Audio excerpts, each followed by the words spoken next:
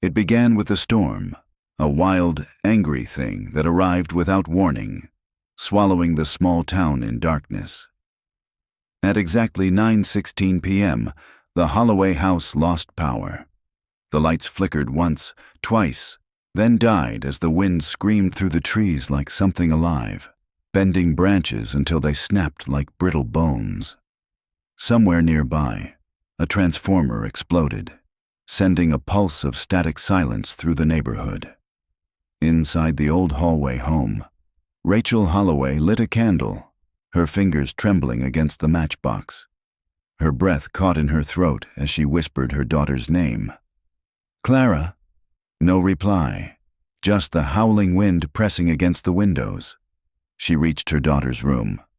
The door stood open, the window was shut, and the bed, empty, no footprints, no signs of forced entry, no creaking floors or broken glass. Only her daughter's favorite blanket, curled like a sleeping cat in the corner. The faint scent of cedar lingered in the air, strange and out of place, like the smell of an attic that hadn't been opened in decades. What followed was 7 agonizing weeks of searching, but every second of it, they were looking in the wrong direction. Clara hadn't been taken outside the home. She had never even left. She had been hidden, inside it. The storm rolled in again that day, weeks later, as if called back by some unfinished story. Clouds bruised the sky, and thunder cracked like a whip across the afternoon air. Within moments, the rain fell hard, hammering the windows of the century-old Holloway home. Rachel stood motionless in the hallway, a basket of clean laundry in her arms, watching the dimming light flicker. A feeling rose up in her chest. Not quite fear, not yet. More like a subtle rearrangement of the air, like pressure shifting in her ears before a drop. The silence was thick, unnatural. The house, which usually breathed with the low hum of appliances, now seemed too quiet, like something holding its breath. "Thomas?" she called out. Her voice echoed, too loud, like it didn't belong in that house anymore. No response. The home, built in 1910, had been restored in patches but never fully finished. They'd bought it only 3 months earlier, cheap, off-market, rushed. The previous owner had vanished overnight. But it had space, a big yard, a room for Clara, even one for the baby they'd someday hoped to have. Thomas called it a long-term fixer. Rachel had said it had charm. Now that charm felt more like a trap. She set the laundry basket down and slowly climbed the staircase. Each wooden step groaned under her weight. Without the hum of cartoons or the hum of life around her, each sound pierced the silence like a needle. From above, she heard it. A soft knock. Knock. Something inside the air vent outside Clara's room, just like it had been doing lately. Thomas had dismissed it. Probably a raccoon, he'd said, or a squirrel that crawled in and died. He'd promised to check it that weekend. The knocking stopped. Her voice trembled. No answer. She moved down the upstairs hallway, past the linen closet and guest room. Her hand brushed against Clara's door, where pastel wooden letters still spelled her name like a nursery rhyme. C-L-A-R-A. Rachel's heart fluttered. She pushed the door open. No Clara. The bed was still made, but barely. Sheets creased, slippers placed neatly beside it. Her stuffed bunny, Miss April, lay sideways on the pillow, her ears twisted. Nothing looked broken, nothing looked wrong, except that everything was. A cold wave ran down Rachel's spine. She crossed the room in seconds and yanked the closet door open. Empty. She called Clara's name louder now. Still nothing. The upstairs was empty. Guest bathroom, office, master bedroom. Her movements turned frantic. Her heartbeat thundered in her ears as she flew down the stairs. "Thomas!" He appeared, drenched from the rain, holding a flashlight and a couple of AA batteries. "Power's out," he said. "Transformer probably blew. I heard it pop before." "She's not in her room." "What?" "Clara's gone. I've checked everything." Thomas's eyes widened, flashlight slipping slightly in his grip. "Did you check the basement? She doesn't go down there alone." What followed was chaos. They scoured the house. Every closet, every drawer, even behind curtains. Rachel's breaths came fast and shallow, replaying Clara's last words in her head. "She said she was tired. I told her to go lie down. She took Miss April. I thought she was upstairs." They searched again, tearing apart the home with less care this time. Thunder rattled the windows as Thomas returned from scanning the yard, soaked and shivering. But something had changed. His eyes weren't wide with panic anymore. They were blank, hollow. "We need to call someone." Rachel already had the phone in her hand. The police came within 20 minutes. Officer Alvarez led the response. Calm, methodical. But even he faltered for a moment when they explained the facts. No signs of forced entry, no broken locks, no one in or out. The timeline was short. Clara last seen at 3:10 p.m., discovered missing by 3:44 p.m., 911 called at 3:46. Rain pounded the roof as officers searched. K-9 units arrived an hour later, sniffing for a trace. They followed Clara's scent to the air vent beneath her bedroom window. And then it stopped, abruptly. Rachel stood under the carport with one officer, arms wrapped tightly around herself, drenched and shivering. A police dog circled near the vent, then whined and backed away. "Could she have wandered out during the storm?" the officer asked gently. Rachel shook her head. "No, she's terrified of storms. She won't even open a window." Inside, officers dismantled the house piece by piece. Vents opened, crawl spaces lit, floorboards lifted, walls knocked. Nothing, no blood, no signs of struggle. Just a child's bedroom undisturbed, a stuffed bunny face down on the pillow, and a small t-shirt, blue and teal stripes, folded neatly on the bottom step, damp as though touched by ghostly wet hands. By nightfall, the house was sealed in yellow tape. Rachel answered the same questions until her voice faded. Thomas stopped speaking altogether, and at 11:24 p.m., standing soaked in the foyer, Officer Alvarez said quietly what everyone else was too afraid to admit. "If she was still in this house, we would have found her." Rachel sat alone on the staircase, clutching Miss April to her chest like a lifeline. The porch light flickered weakly in the storm's fading wake, its return offering no comfort. Power was back, but everything else remained dark, emptier, colder. Clara was gone. No goodbye, no sound, not even a creak on the floorboards. Just a silence so complete it felt deliberate. Just the steady, rhythmic thump of the old vent in the wall. As if the house itself was trying to remember. Morning arrived heavy and gray, like the sky had cried itself dry. The storm had passed, but its shadow clung to the Holloway home. The yellow police tape fluttered against the windless air. Nothing moved inside, no laughter, no footsteps. Rachel sat in the kitchen, both hands wrapped around a lukewarm cup of coffee she hadn't sipped. Her fingers trembled, not from lack of sleep, but from the terrifying presence of absence. A mother's grief had a shape now, Clara shaped. The house, once filled with the scent of cinnamon pancakes and morning cartoons, now smelled like something left behind. Clara's little rain boots still waited by the door. Her shampoo still lingered faintly on the towels upstairs. But none of it meant anything. Not anymore. Thomas sat across the table, unmoving, his jaw clenched, his eyes fixed on the floor. He hadn't spoken since Officer Alvarez left the night before. When Rachel had sobbed, "I can't breathe," he had only nodded. The emptiness between them was growing. The driveway filled with officers and techs.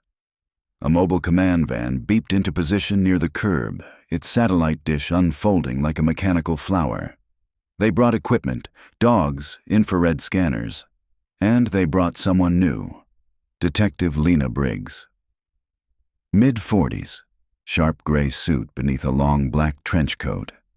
Her presence filled the room with quiet authority. Her handshake with Rachel was firm, but not unkind. "I know you've told this story more times than you can count," she said, her voice steady. "But I need you to walk me through it again. Tiny details matter now." Rachel would have recited it 100 times more if it meant seeing Clara again. They moved to the living room while Thomas stayed frozen in the kitchen. Officer Alvarez hovered nearby, pen ready. "She said she was tired," Rachel began. "She was watching a cartoon, something with animals. I told her to go lie down." "Did you walk her up?" Briggs asked. "Number she went by herself. I was folding laundry. I was going to bring her socks." "And when did you realize she was missing?" "The lights went out. It got quiet. Too quiet. I thought she was napping, but her bed was empty." Briggs' eyes flicked across the room, absorbing every detail. "Doors locked? Windows?" "Yes, all of them." "Any chance she left on her own?" Number she was terrified of storms. She always closed the curtains and hid. Briggs nodded, thoughtful. Then she asked, "Did the team check the HVAC system?" Rachel blinked. "The vents?" "Old homes like this sometimes have abandoned ducts, unused crawl spaces. Architecture back then wasn't always logical. Some paths lead nowhere." Thomas finally spoke. "There's an access panel, behind the laundry machines." Rachel turned sharply. She'd never noticed one. "Show me," Briggs said. The laundry room was dim and damp. A single bulb buzzed overhead. Behind the stacked washer-dryer was a square metal panel, screwed at each corner. Rachel stared. How had she never seen it? Briggs crouched, pulling on gloves. "Anyone been in here since yesterday?" "No," Thomas answered. Alvarez handed her a screwdriver. Within minutes, the panel came free. Briggs aimed her flashlight inside. "The duct is wider than I expected. No obstruction. Wait, what's that?" Rachel leaned closer. A stuffed animal. Miss April, perfect, clean, no smudges, no frayed stitching, no worn fabric like the one Clara always carried. Just new, or old, but untouched. Pristine, like it had never been hugged, never been loved. "That's not possible," Rachel breathed. "Miss April's upstairs. I held her last night." Briggs extracted the toy gently, noting how cold it felt. Something caught between her fingers, a tiny pink thread. She held it up. "Bag it. We need scopes, thermal readers. I want eyes on every inch of this system." For the next 3 hours, the house became a labyrinth of wires and light. Cameras snaked through every vent. Infrared devices swept the walls. They uncovered old lines, sealed tunnels, but nothing leading to Clara. A technician crawled out from Clara's room, wiping dust from his uniform. No prints, no hair, no disturbance. It's like she was placed there. Briggs's words were soft but lethal. Placed, not crawled. Rachel's stomach lurched. By who? Someone small, or careful, or someone who knows this house better than us. Rachel's mind raced. "You think someone was already here?" Briggs didn't answer. Instead, "Has anything else gone missing? Furniture? Objects moved?" Number nothing, except Clara. By afternoon, the Holloways were asked to temporarily vacate the premises so the forensic team could conduct a full analysis. Luminescence, UV, acoustic tests. Thomas had already packed a bag, booked a room at the motel near the station. Rachel didn't want to leave, but she followed. In the car, she turned to him. "Why didn't you tell me about the vent?" He kept his eyes on the road. "I forgot." "Number you didn't." "I didn't think it mattered." "It mattered, Thomas. Everything matters now."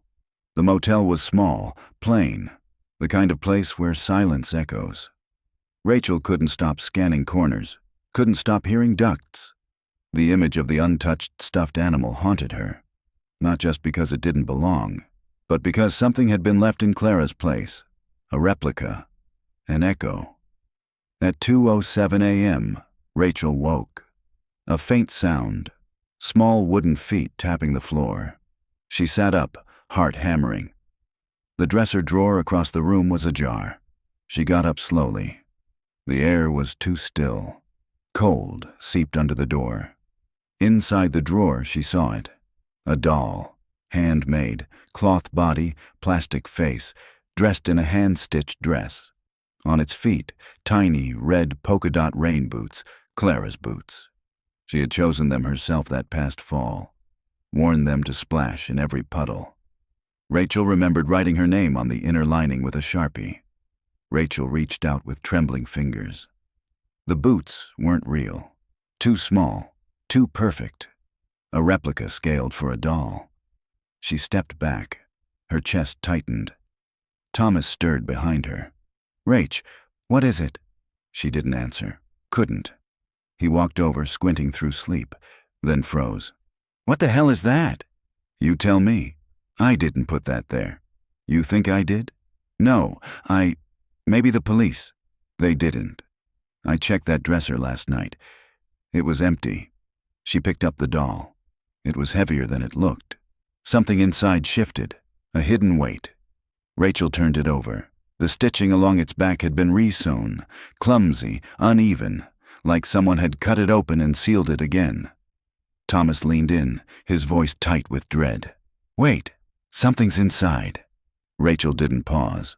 Her hands trembled, but her resolve was steel. She reached into her purse, pulled out a metal nail file, and slid its edge beneath the crude stitching on the doll's back. With painstaking care, she pried each thread loose until the seam gave way. Something dropped onto the dresser with a soft click, a red cassette tape. No label, no case, just cheap plastic and silence. Rachel stared at it, horror prickling down her arms. "Where the hell did this come from?" Thomas took a step back, his face pale. "We need to call Briggs." Detective Briggs arrived within the hour. She entered the motel room with a quiet urgency, her eyes sweeping the space like a lens focusing. Without speaking, she examined the doll, the boots, and the tape. Gloved hands handling each item as if they were relics of a crime not yet fully understood. "Where did you find it?" she asked. "In the drawer," Rachel said. "I heard it fall. I didn't put it there. Neither did Thomas. Were any officers in your room?" "No." Briggs exhaled slowly. "We'll check the motel security, but I don't expect much." Rachel's voice cracked. "Why not?" "Because whoever left this wanted you to find it." She paused, then added, "Has anyone else had access to your house recently? Before you moved in, someone with a key or who might know the crawlspace layout." Rachel's skin turned ice. "We bought it from a flipper. He never lived there, gutted it and sold it. Before that, I don't know. The realtor said it sat empty for years." Briggs tapped her pen against her notebook. "Homes that sit vacant too long change. They become something else, and people, if they spend enough time hidden in a place, they don't need to break in. Not if they never left." Rachel stared at her. "You think someone's been living in the walls?" Briggs didn't blink. "I think we've seen it before." Later that morning, the tape was digitized at the precinct. Rachel and Thomas sat beside Briggs, eyes locked on the monitor as the audio began. A low hum filled the room, then a soft pop of static. Then, Clara's voice. "My name is Clara Holloway. I'm 7 years old." Thomas let out a choking sound, somewhere between a sob and a gasp. "If you're hearing this, it means I didn't get out. I tried. I knocked and called, but nobody heard. There's no way out, except when he comes." Rachel's mouth went dry. Her daughter's voice was quiet, afraid, but not yet broken. "He watches me. From the walls. He said I belong to the house now. He brings me food. Sometimes he talks. Sometimes he's just quiet." Rachel's stomach turned. "I don't like it when he's quiet." The static thickened. "He made the dollhouse for me. Said it's a map. But it's not just rooms. It has people. Me, Mommy, even Miss April. He says I'll like it better than outside. That outside lies. That you forgot me." Then silence. Then a click. End of tape. Rachel couldn't speak, couldn't cry. She could only sit frozen, hand over her mouth, heart crumbling. Briggs leaned in, She's alive. Thomas dropped his head into his hands. Briggs continued, and whoever he is, he's using the ductwork. Maybe the old void's behind the walls, and if that doll made it to your motel, he might have access there too. But why? Rachel whispered.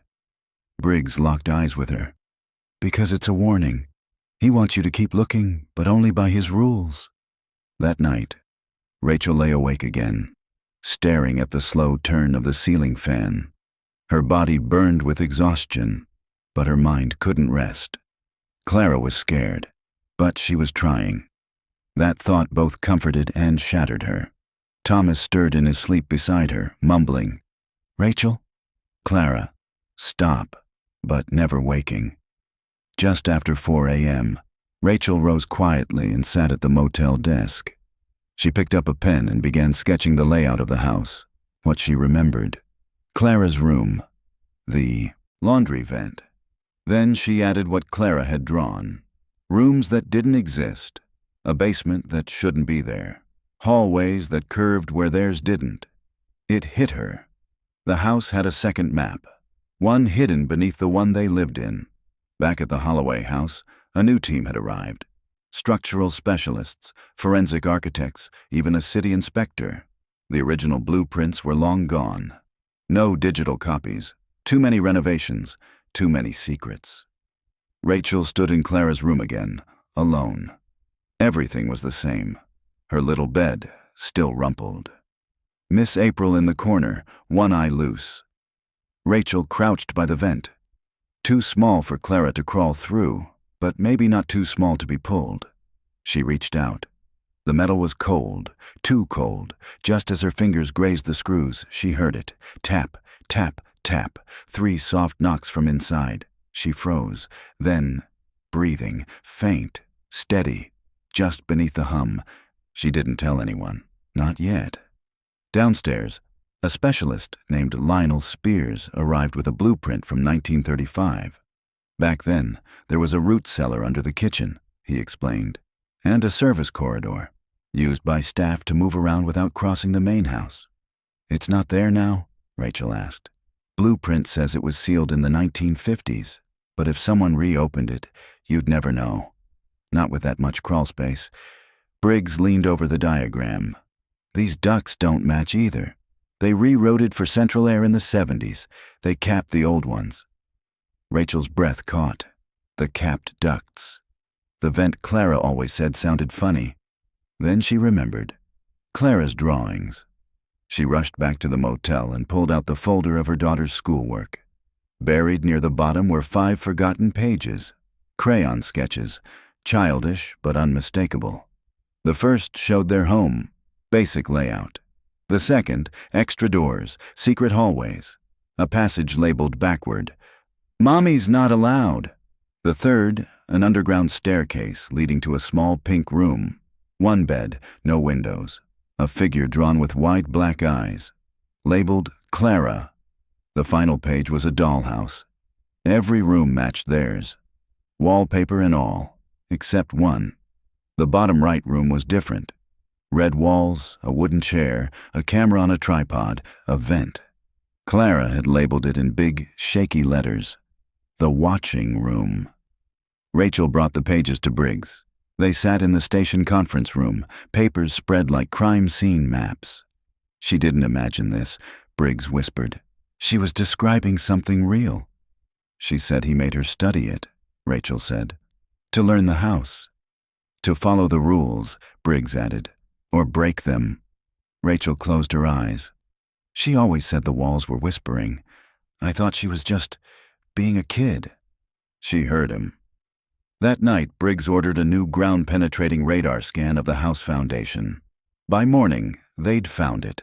Anomalies under the southern edge of the basement. Pockets of space with no entrance. Rachel stood behind the police line as workers drilled, inch by inch. The moment the concrete gave way, the smell hit them. Damp, sour sweetness. Like candy left too long in a car. Briggs knelt, flashlight in hand. She reached in with tongs and pulled something out. A handmade doll, wearing Clara's pajamas. Rachel felt her throat close. The team widened the hole, slid a remote camera into the dark. It revealed a tunnel, 3 feet high, 10 feet long. It ended in a sealed chamber. Inside, a miniature desk, toys, a camera bolted to a tripod, and a second doll facing the wall. It wore a red flannel shirt. Thomas stepped forward. His voice cracked. That's my shirt." Thomas's voice trembled. "You gave her that shirt," he whispered. "She loved it because it was mine, a hand-me-down." Everyone in the room stared at the monitor. Still no movement. No Clara. But then the technician guiding the remote camera leaned closer. Wait, on the wall. Beside the mattress, a line of markings came into focus. Crayon tallies. Neat, vertical strokes in clusters of 5. Rachel began to count. 322. "She was keeping track of the days," Briggs murmured. Rachel's legs gave out. Briggs caught her before she hit the floor. They didn't find Clara in that hidden room, but behind the mattress, beneath a loose tile, they discovered something else. A cassette. This one had a crude label scratched in crayon. "Don't listen if you're scared." It was rushed to evidence, digitized before midnight. Rachel sat alone in a dark conference room, headphones pressed tight to her ears, heart hammering. Clara's voice emerged again, fragile, trembling, but still her. "He says we're family now, says the dollhouse is better than outside." A pause, static. Then, "I try to remember what outside looks like, but sometimes I forget." Rachel's eyes welled. "I think Mommy is looking for me. I feel it. I drew maps for her. I left notes in the pipes." More static. "I don't know what day it is, but I'm still here. I'm still me. Please find me before I'm not." Rachel pulled the headphones off and cried for a long time. That night she lay awake in bed, Clara's drawings spread across the sheets, tracing them over and over again with her fingertips. She imagined her daughter trapped beneath the house, staring into a handcrafted dollhouse while someone whispered lies. Lies that said no one was coming, that she'd been forgotten. But Clara had fought back, with maps, with messages, with hope. "I haven't forgotten you," Rachel whispered into the darkness. "I never will." By morning, the rain had stopped. Mist clung to the trees outside the Holloway home. A pale sun bled through the clouds. The first dry day since Clara vanished. Detective Briggs returned with a team of structural engineers and forensic anthropologists. The sealed chamber, beneath the basement, had been carefully excavated through the night. No Clara, but more clues, each more unsettling. The doll wearing Clara's pajamas, the tally-marked wall, a tripod and camera, a strip of duct tape stuck to the mattress, her name printed in block letters, and one final discovery, hidden behind the camera. A second door. It had been bolted shut from the inside, recently sealed, fresh screws, new caulking. "Someone closed this off deliberately," Briggs muttered. "Someone still in the house." Rachel arrived just as Briggs emerged from the basement, face drawn and unreadable. "You're keeping something from me," Rachel said. Briggs didn't deny it. "Because if I told you what we found, you'd never leave this house again, and I can't let that happen until it's safe." Rachel's voice cracked. "She's in there, isn't she?" Briggs looked away. "I think so, but I don't think she's alone." As officers planned the next step in the excavation, Rachel wandered the house. Alone, Clara's room, the kitchen, the hallway, then the laundry room. The access panel behind the washer had been left unscrewed. A dry draft wafted from it, sour and metallic. Rachel crouched. An instinct pulled her forward. She reached inside the vent and felt around. Her fingers touched something. A folded piece of notebook paper, stiff and stained. She unfolded it. A child's drawing, Clara's handwriting, a crude sketch of a box labeled furnace. Arrows pointing beneath it. Rachel rushed to Briggs. "We never checked under the furnace." Briggs frowned. "It's bolted to the concrete slab. That room was built around it. Rachel held out the note, unless someone made a space. Within the hour, technicians from the fire department removed the furnace. What lay beneath it silenced the room. A trap door, hidden in the foundation, invisible until now. A metal ring embedded in wood, fresh hinges, new screws. Briggs flashed her light inside. Narrow stairs. She ordered non-essential personnel out of the room. Officers donned tactical gear. Radios crackled. Weapons were checked. Briggs turned to Rachel. "You can't come down there." Rachel nodded, but every muscle in her body strained toward the hole, toward her daughter. As the team disappeared into the dark, Rachel remained at the threshold. The air reeked. Mildew, old dirt, something rancid. And beneath it all, faint but unmistakable, Clara's shampoo, the kind Rachel used for bath time. The tunnel stretched over 30 feet. The passage was crude but reinforced with old beams. Wires dangled, cracks opened into vents and shadowy crawl spaces. At the end, another room, smaller. Inside was a replica of Clara's bedroom, perfect in every detail. A small bed, same pink walls, same rug, same furniture, even a closet. In the center of the room, a 4-foot-tall dollhouse, identical to the Holloway home. Every room replicated, even the new trap door, was carved into its base.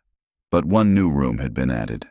At the bottom, red walls, a pink bed, a locked door. Inside it, a doll slumped over. It wore Clara's real pajamas, but its face had been peeled away. Beneath was a porcelain smile, cracked, permanent. Rachel waited in the living room until the team returned. Briggs knelt in front of her, her gloves stained, her voice heavy. "Did you find her?" "Number, but she's been down there." "How do you know?" Briggs held up a plastic butterfly hair clip.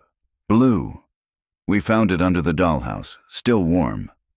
That night, Rachel couldn't sleep. She pored over Clara's drawings again. Tracing arrows, notes, every scribbled detail. Then she noticed something she'd missed. A doodle in the corner, once dismissed as scribbles. A name, Mr. Buttons. Rachel's blood chilled. She didn't know the name, but Clara had labeled it right next to her own bed, as if it had always been there. At 3:15 a.m., her phone rang. It was Briggs. "You need to come back to the house. Something just happened." Rachel dressed in seconds, drove through the mist. When she arrived, the front door was open, police tape shredded. Briggs met her at the porch. "Motion detected in the basement, cameras cut out right after. I don't think we're alone in the house anymore." Inside, on the living room rug, sat something new. Another dollhouse. Smaller, freshly built, not dusty, not old. It hadn't been there before. Briggs opened the side panels. 6 rooms, all identical to the real house. But Clara's room was different, brighter, cleaner, the bed made perfectly. A tiny pink nightlight on the stand, drawn with a red marker smile. On the bed, a doll, blonde yarn hair, blue felt eyes, pink sewn mouth, a note pinned to its chest. "Clara sleeps here now. Do not disturb her." Rachel stepped back. Everything inside her screamed. This wasn't a toy. It was a message. "He's watching," Briggs said, "and he wants you to know it." Forensics took the dollhouse. No prints. The note's handwriting, blocky, almost childlike, but the words, too controlled, too precise. That night at the motel, Rachel sat beside Thomas, whispering through her grief. Has anything ever felt wrong in that house before Clara disappeared? Thomas looked away. 2 weeks ago I heard footsteps in the attic. Rachel stared. I thought it was the wind, but then I was in Clara's room, cleaning, and I heard them, above me, pacing. Why didn't you tell me? I didn't want to scare you. Rachel's voice broke. You didn't want to believe it? The next morning she returned to the house alone. She didn't go inside. Not yet. Instead, she circled the house, eyes scanning. And then, on the east wall, near Clara's bedroom, she saw it. An air vent, low to the ground, half covered in ivy. She knelt, peeled back the vines, wire mesh, reinforced, a locking clasp, and just above it, a smear of dark brown. She touched it, sticky, dried, blood. That afternoon, Briggs called in the drones. Thermal imaging scanned every wall. Most readings were normal, wiring, insulation. But one stood out. Behind Clara's wall, 6 feet up, a warm zone, human-sized, stationary. Rachel stared at the screen. "That's her," she whispered. Briggs didn't look away. "Or someone else." With tactical precision, officers gathered around Clara's bedroom as they began peeling back the layers of drywall. Behind insulation and wooden slats, they uncovered a false wall. Plywood painted to perfectly match the original room. To the naked eye, it had been invisible. Beneath it, a narrow, snaking crawl space emerged, barely wide enough to shimmy through. It curved downward before opening into something more expansive. Rachel pushed forward, ignoring cries to stand back. She dropped to her knees and peered into the opening. Another dollhouse. But this one was enormous. Almost 4 feet tall, 6 feet wide.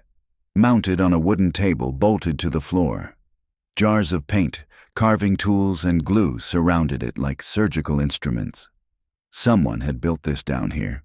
Not just a replica, but a reimagining. The rooms mirrored the Holloway home, but with unsettling accuracy. The hallway walls were darker. The kitchen had the scorch mark from the toaster fire 6 months earlier, every imperfection remembered. And in the master bedroom, a new addition, a Rachel doll. It lay in a tiny replica of her bed, dressed in matching pajamas, even down to the ink-stained cuffs. Rachel reached inside and lifted the doll. Beneath its pillow was a folded slip of paper. "She watches you like I do." Later, back at the motel, Rachel stared at the doll for hours. She ran her thumb over its sewn mouth, black bead eyes, and coarse yarn hair. Was Clara making these? Or had she been taught? Conditioned? That night, Rachel dreamt she was inside the dollhouse. Each room familiar but off. Angles tighter, ceilings lower. The air smelled of old carpet and glue. Doors disappeared. Walls shifted. The basement led back to the attic. From inside the vents, breathing. Not Clara's, his. A pale face stared back through the grate, smiling. Rachel woke gasping, sheets soaked in sweat. Her heart pounded like fists on a sealed door. Thomas's side of the bed was empty. She checked the clock. 3:42 a.m.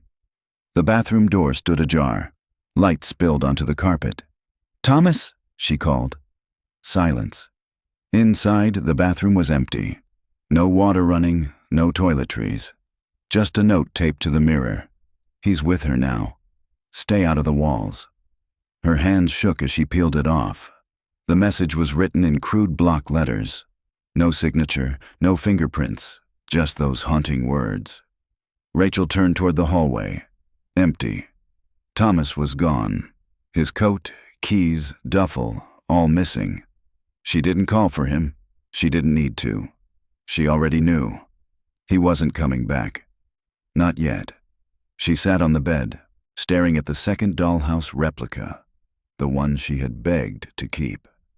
Not for sentiment, but for understanding, for decoding. Each version of the dollhouse was more than replication. They were messages, warnings, languages in architecture. She opened the hinged side panels again, studying the tiny rooms. In the living room, 2 dolls, one clearly her, the other broken at the ankles, feet only. Red paint streaked the walls like blood. The kitchen, pristine, but the fridge was chained shut. The oven door open, a faceless child curled inside. In the hallway, above the miniature vent, a red spiral with eyes painted at both ends. The laundry room, a washer with a folded paper inside. She removed it with tweezers and unfolded it. She still remembers. Rachel's pulse surged. Then, the basement panel. It mirrored the furnace room they had discovered. The dollhouse inside a dollhouse. Same mattress, same gloom. But now something new. A thin silver wire stretched from ceiling to floor. Tied to it, suspended like a marionette. A doll, brown hair, unfamiliar. Not Clara, not Rachel. Someone else. Someone never found. Rachel rushed the dollhouse to Briggs. Her hands trembled as she placed it on the desk. "Thomas is gone," she said. "And this wasn't built for me." Briggs studied the rooms. Her eyes locked on the wire doll. "That's not Clara." Rachel nodded. "He's done this before." Briggs called Alvarez and began logging evidence. Then she turned to Rachel. "There's something else, something we didn't tell you." Rachel didn't flinch. "I'm not surprised. When we scanned the crawl space," Briggs said, "we found decomposition. Not human, but something was buried." "Where?" "The far west corner, between Clara's room and the back porch." Rachel stood. "Take me there." The house greeted them with a silence that pressed against the skin. They moved through the halls, the floor groaning beneath each step. Rachel ducked into the crawl space first. Dust clung to her flashlight beam. She reached the far corner and stopped. The dirt was disturbed, slightly mounded. Briggs caught up. "We'll log it." But Rachel was already digging, bare hands tearing at the soil. Her fingers hit wood. A box, no bigger than a loaf of bread. She pulled it free. Nails rusted, the lid loose. Inside, a doll mask, carved from wood, painted white, button eyes, red cheeks, a wide-stitched smile, too human. Briggs crouched. "What is that?" Rachel turned it over, carved on the back, a single name, Mr. Buttons. Rachel's breath caught. "Clara drew this. He's real." Briggs bagged the mask. Just then, something dropped from above. A paper. Rachel picked it up. "He wears a different face when I'm awake." That night, Rachel didn't sleep. Every shadow seemed to breathe. At 2:22 a.m., the motel phone rang. Static. Then a whisper. "He told me you'd stop." Click. By morning, she returned to the Holloway home, alone. She still had a key. Inside, the vent in Clara's room was open. A new note waited inside. She unfolded it. "The dollhouse is almost done. One more room to build." Beneath the words, another drawing. A woman, kneeling, her face carved into a smile, hands bound in thread. Beneath it, one word, Mother. Rachel folded it and slid it into her pocket. She stood in Clara's room, surrounded by whispered remnants of nightmares. The floor creaked beneath her feet, but nothing moved. She was alone. For now. At the station, Briggs looked ragged, her hair tied back, her eyes hollow. "This isn't just a crime scene," she said, handing Rachel coffee. "It's architecture." Rachel asked the question hanging between them. "Do you think he's still inside?" Briggs tapped a whiteboard photo, the false wall. "Every time we open one, he's already moved." They dug into records. The furnace room, unregistered. The trap doors, never documented. The vent changes, uncoded. The house had rewritten itself. 3 prior owners. None stayed long. 2 had children. Both missing. Rachel whispered, "They were taken too." Briggs nodded. And now Clara. That afternoon, Rachel met with the city archivist, Lena Marks. In the yellow-lit back room of the Historical Society, Lena unrolled the original 1911 blueprints. "There," Rachel pointed. "What's this room?" Lena squinted. "Servant quarters. Removed in the 50s. Called quiet rooms, no windows, stone walls." Rachel's stomach turned. "It's still there." At dusk, she returned. The tape had been cut again. Inside, the air felt wrong. Heavier. In the kitchen, something new waited. A doll's head.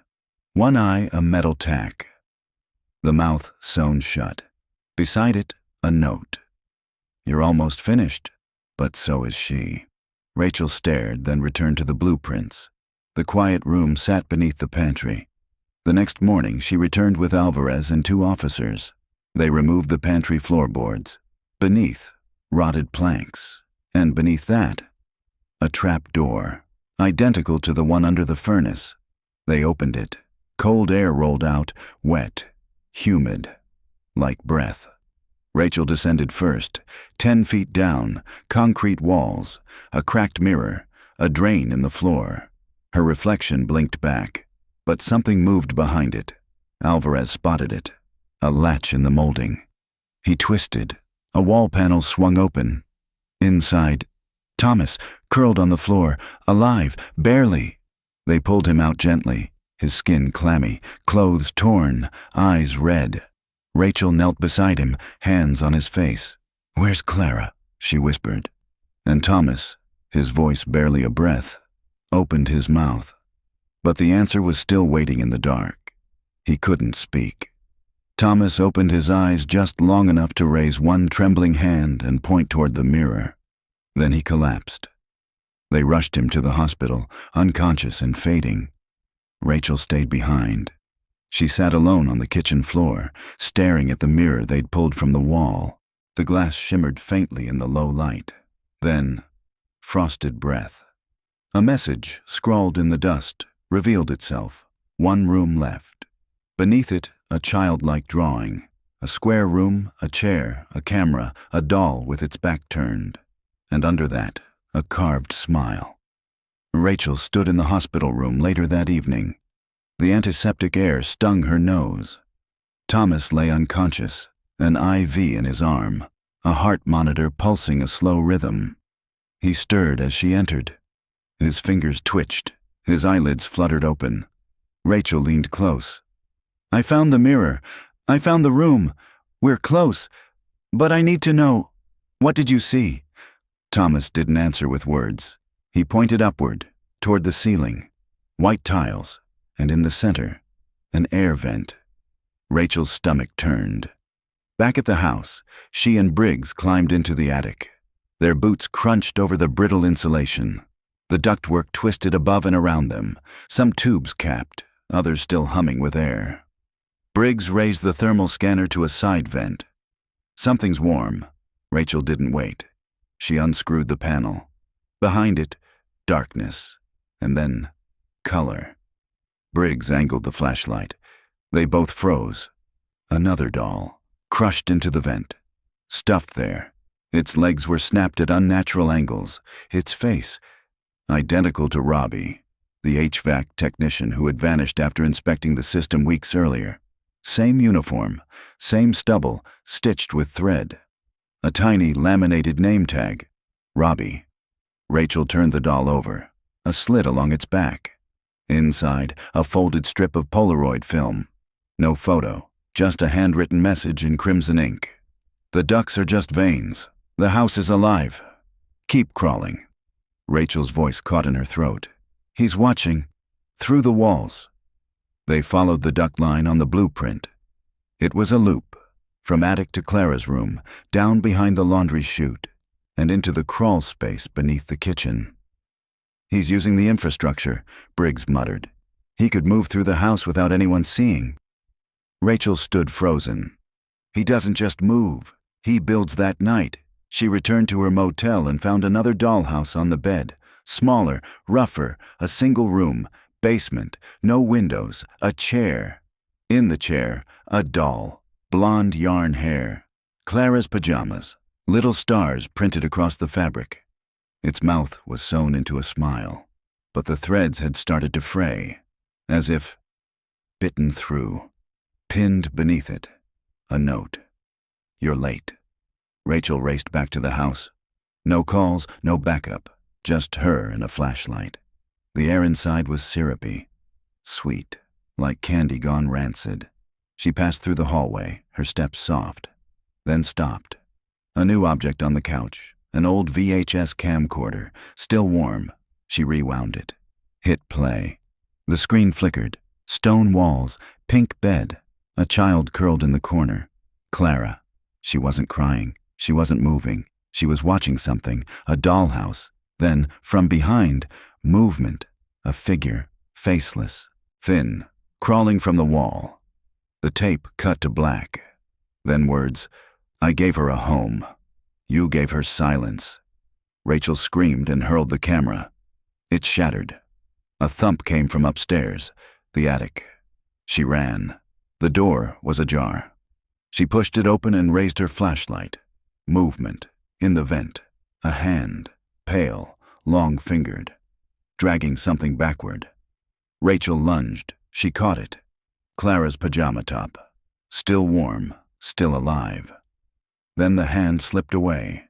Rachel forced herself into the vent. Her shoulders scraped metal. 10 feet in, 15, an opening, a hollow room, unmapped. Inside, mattress, children's books, a camera, live feed, still recording. The pillow was warm. A single strand of blonde hair. Clara had just been here. Rachel followed the camera cord through the insulation. Darkness ahead. Then, something hanging on the beam. A mask, white wood, button eyes, a carved, smiling mouth. Mr. Buttons. Next to it, a schematic, a hand-drawn map. Not from any city record. A personal blueprint. It mapped every tunnel, every vent, and at the bottom corner, circled in red, route. Rachel took a photo and crawled out. Briggs was waiting on the porch. Sirens pulsed red and blue over the lawn. Rachel showed her the schematic. Briggs paled. "He's deeper than we thought." The tactical team returned. This time, ground-penetrating radar mapped the area beneath the original foundation. 12 feet down, a cavity, a hidden room. The excavation began immediately. They pulled up the living room floor, broke through soil, then concrete, a wooden trap door beneath it all, identical to the others. They descended into the dark. The corridor below was cramped, uneven, like a tunnel carved not by tools, but by obsession. Dolls lined the walls, hundreds, tied to beams, stapled to corners, all smiling, all real clothes. One wore Thomas's old necktie, another Rachel's scarf. They reached the final room, a workshop, tools, paints, jars of eyes, glue, wallpaper, and in the center, another dollhouse, perfect, detailed. Every window held a miniature photo, real surveillance images, taken from inside the Holloway home, from the vents, from Clara's room. Rachel stepped forward. Her breath caught. A room inside the dollhouse she hadn't seen before. She looked up. It was real. The mirror room. A chair inside. Child-sized, straps dangling. Rachel approached. Then a noise, a whisper. Clara emerged from the shadows, barefoot, trembling. Rachel ran. She wrapped her arms around her. Clara clung to her, didn't speak. Behind them, the wall moved. A man stepped out, tall, shirtless, wearing the Mr. Buttons mask. Briggs raised her gun.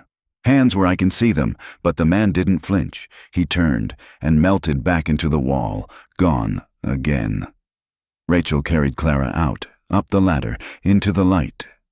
Clara blinked like she didn't recognize the sun, but she was alive, and in her hand, she held a doll. It wore Rachel's blouse, pinned across its chest, Mother. Clara didn't speak for hours, wrapped in a blanket, holding the doll. When a nurse tried to take it, she clutched it tighter. Rachel never forced her. Instead, she whispered to her the way she used to after bad dreams. "You're safe now." But she didn't believe it, because Clara's eyes kept drifting, to the ceiling, to the vents, like she still heard him. Briggs and Alvarez sealed the house, welded the ducts, locked the crawl spaces. They cataloged every doll, over 200. Many wore clothing linked to missing persons reports spanning decades. Some had photos pinned to their torsos. Others had names stitched into their backs. One had a driver's license taped over button eyes. Robbie. 7 cold cases matched the dollhouse layouts. All involved homes with crawl spaces or outdated HVAC systems. Briggs brought in a profiler. He looked at the evidence and said, "You're not dealing with a killer, not just, you're dealing with a collector." Rachel said quietly, "He's not collecting trophies. He's building a family." They found a replica of Clara's room, built from plywood, lit with old Christmas lights. A new dollhouse sat on the bed, unfinished. One doll inside, bound, wearing Rachel's face. Pin note, "You made her wait, now you will." Rachel stood in the doorway. Clara was safe upstairs, but this wasn't about Clara, this was about her. Her silence, her guilt. Briggs stepped beside her. "He's trying to punish you." Rachel stared ahead. "He already did." Forensics swept the chamber, found burned tapes, a camera, a corrupted speaker chip. They decoded it. One message: there are other houses. Rachel moved, took Clara to a new home. No vents, no basements, no crawl spaces. She bought a dog, installed alarms, slept with the lights on. Still, on some nights, she'd wake and find Clara sitting up, whispering to the doll. The one labeled Mother Final. One night she sat beside her and asked, "What are you saying?" Clara didn't look at her. He's still talking. Epilogue 6 months later. Outside Sacramento, a new family moved into a 1920s fixer-upper. 2 kids. A dog. While cleaning an HVAC vent in the hallway, the father found something jammed behind the filter. A dollar, dressed in blue. Smiling, pinned across its chest. "You're next."